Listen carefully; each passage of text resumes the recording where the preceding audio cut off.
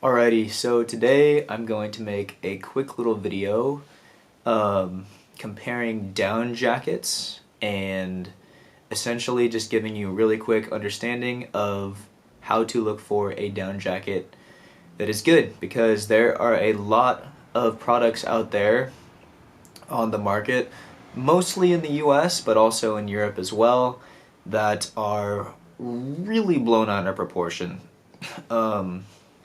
So examples, Canada Goose, and essentially all you need to know when you're buying a down jacket. Obviously there's a lot of other things about jackets that are important, but as far as warmth goes, there is duck down and there's goose down, and pretty much everything's made with duck down. Even Canada Goose is generally made with duck down. Goose down is going to be warmer, but also a lot more expensive. Then we get into fill power. So really the only thing that matters here is fill power. There is 650, 700, 800, 900, and 1000 fill power.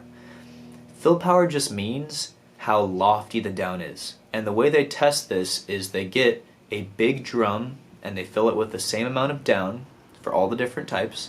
They put a weight on each one, all the same weight. 650 is compressing the same amount of down more. So it has the same amount of weight as the 1000 down, and it's compressing it to 650 cubic inches.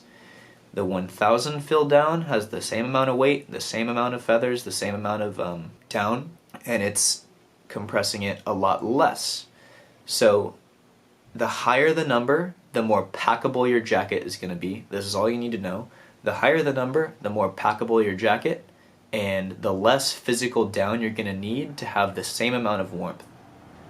A 650 jacket is going to be heavier. It's not going to compress as well, but they're just going to put more feathers in it. The fill power down rating does not exactly correlate to the warmth of the jacket. It generally just relates to the packability of the jacket and the weight of the jacket. Alright, the last thing I'm going to talk about is down versus feathers. So generally when you buy a jacket, it's going to say, 85% down, 15% feathers, 90% down, 10% feathers. Down is what's really going to keep you warm. For example, on a bird, the down is what keeps it warm, whereas the feathers are what make it fly and what protect the down underlayer.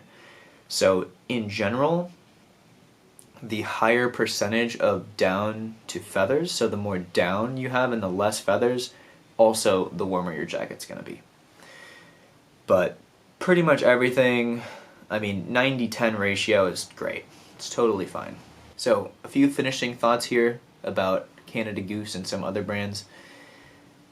There's companies that charge an absurd amount of money for down jackets, and yes, there's other factors that matter, such as the material, if it's Gore-Tex, whatever, the ergonomics of the jacket, so how many pockets, if it has this and that, the denier, maybe how small it packs up and how durable it is, brand name, etc. But what's happened with the outdoor industry lately, and honestly because of videos like this on YouTube where people just research, never actually go outside and just research, and just say, oh, I want to get, the very best thing. No harm in that, that's what I do all the time. But it's created this kind of mindset with consumers where, people just really want to get the best thing even if they don't need it. And brands have totally realized this.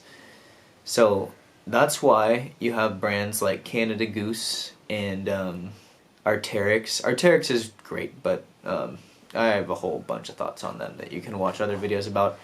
Patagonia for sure. Lots of outdoor brands that have just become so overhyped, it's all about the brand name. When you're buying a down jacket, just get something with 700 or 800 power fill down, packable, maybe like a 90-10 ratio. That's about it. Just when looking for down jackets, there's a lot of really good options out there that don't cost an arm and a leg. So just think about the 3 factors I've talked about in this video when looking for your next down jacket. Anyways, stay tuned for that. Thank you so much for watching, and quickie little video here. Yeah, if you didn't like it, leave a dislike and an angry comment. Let me know what you think, and I'll see you in the next review.